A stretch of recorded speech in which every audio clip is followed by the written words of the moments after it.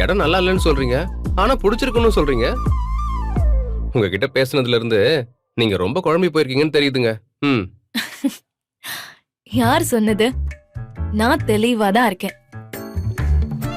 நான் உங்க கூட இப்படி பேசிட்டு இருக்கிறது தான் எனக்கு இந்த இடம் நல்லா இருக்கிறதா ஃபீல் பண்ண வைக்குது. அட பாருடா, அங்கங்க மடக்கி எழுதி 3 புள்ளி வச்சுட்டா இது கவிதைங்க, கவிதையே தான்.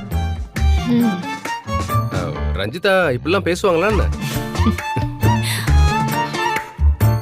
Madam juice. Thank you sir. Ranjitha குடிங்க. ஆ.